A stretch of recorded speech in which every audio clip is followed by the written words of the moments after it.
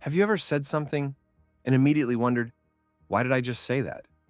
You make a choice you can't explain. You smile when you're not happy. You walk into a room and forget why you're there, only to suddenly remember, like someone flipped a switch in your brain. What if those moments aren't just normal glitches? What if you're not the one deciding? And Get Out, a man watches helplessly from the sunken place as someone else takes over his body.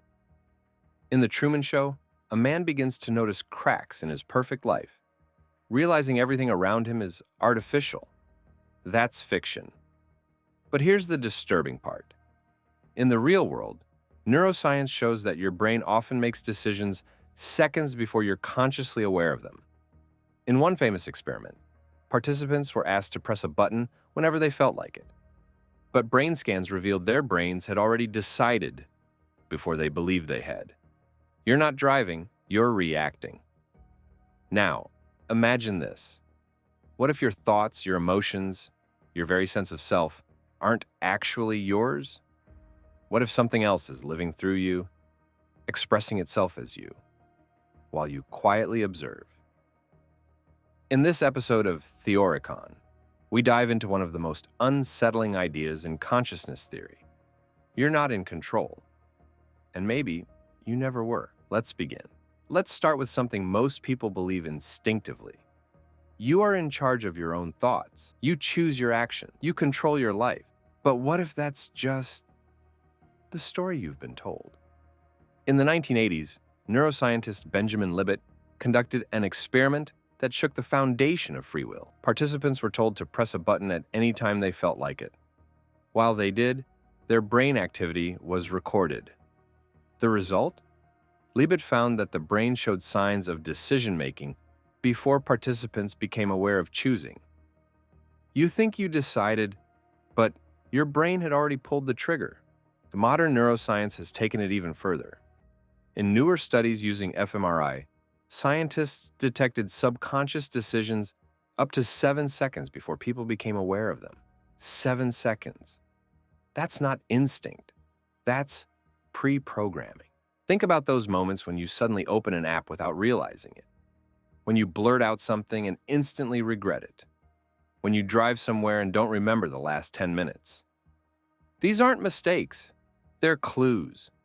Clues that your conscious mind may just be watching, not leading. Psychologists call this the illusion of conscious will. You feel like you're in control because your mind creates a story after the fact to justify what already happened. The decision's already been made. You just rationalize it later. But why does the brain do this? Because the illusion of control holds your identity together. Without it, who or what are you? And that brings us to the next question. If you're not the one steering, then who or what is? So, if you're not the one in control, then what is? Where do your thoughts, emotions, and instincts actually come from? What if the you think of as you is just a receiver? Across history, people have questioned the true origin of consciousness. The ancient Greeks spoke of the pneuma, a kind of divine breath that animated the body. Hindus referred to the Atman, the true self, which existed beneath the illusion of identity. And in Christianity, the concept of being possessed by the Spirit wasn't always negative. It simply meant being used by something higher. But let's jump to something more modern.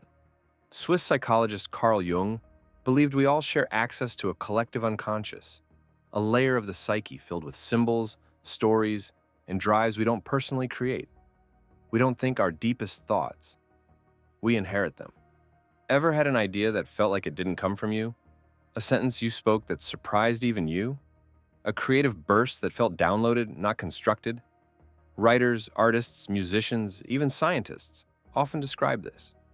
Stephen King once said he doesn't create stories. He discovers them.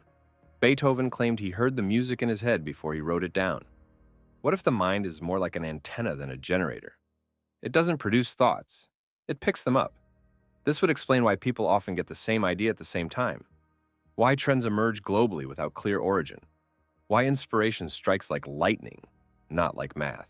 In AI, we now build language models that can generate poetry, stories, arguments. But they don't think in the human sense. They're just extremely good at channeling patterns. What if that's exactly what we are?